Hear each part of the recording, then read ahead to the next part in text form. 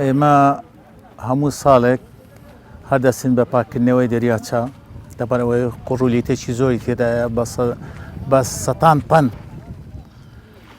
هەموو ساڵێک ممکنە 30-40 قەلاب قوڕی تێدایە.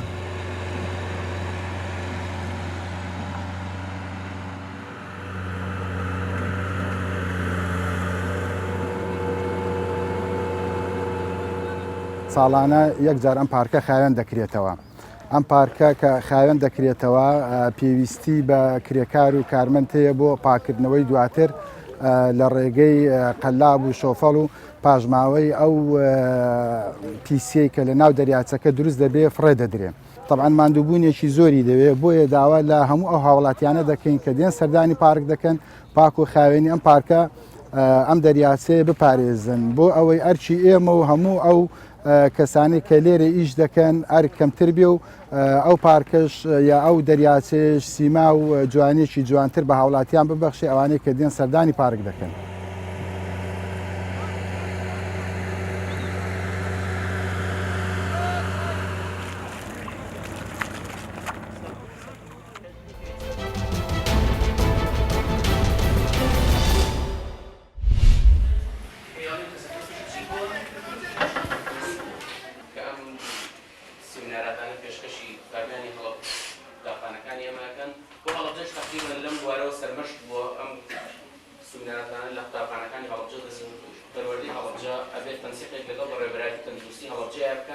ئەم جۆرە سیمینارانە بە تایبەتی سیمیناری ژینگە و سیمیناری تەندروستی گرنگیەکی باشی هەیە بۆ قوتابیان بە تایبەتی بۆ تەمەنی هەرزەکاری واتە تەمەنی 12 ساڵ بۆ 15 ساڵ چونکە ئەمان هیچ هۆشیارێکی تەندروستیان نییە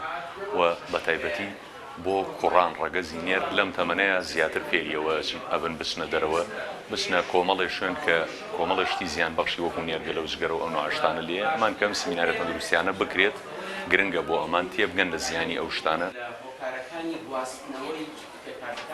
ئاماژمان ئەوەیەکەوە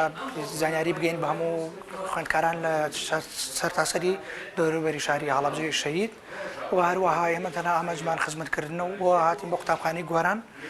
بۆ ئەوەی کەوا چەند هوشیارەیەکی تەندروستین بدەین بە خوێندکاران. ئێمە بتوانین ئەو ئۆکسیجینە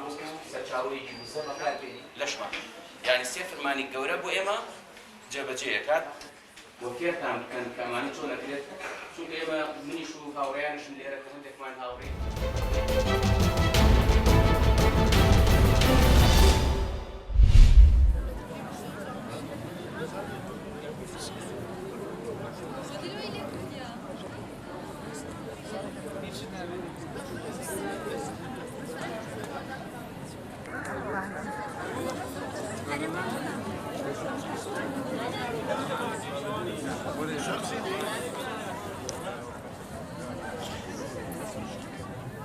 با پیشانگایکی فۆتۆگرافی بەشداریم کردووە هەموو قوتابیەک هەمیش وەکو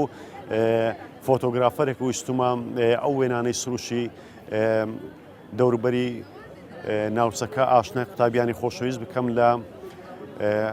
فاکەڵتی پەروەردە بۆ ئومێدەی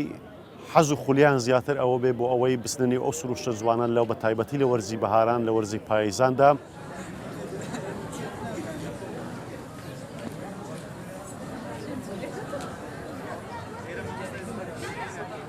خۆشحاڵم بەوەی کە خەڵکی ئەم ناوچەیەمە زۆر شوێن هەیە کە نەمدیوە یعنی بەهۆی ئەم پێشانگایە شوێنی و ناوچەی جیاواز و سەرنجڕاکێشم بینی و هیوادارم پێشانگای لە شێوەیە دووبارە بکرێتەوە چونکە زۆر کەس هەیە کە لە شوێنەکانی دیکە هاتوون و حەزیان ببینی سروشتی ئەو ناوچەیە.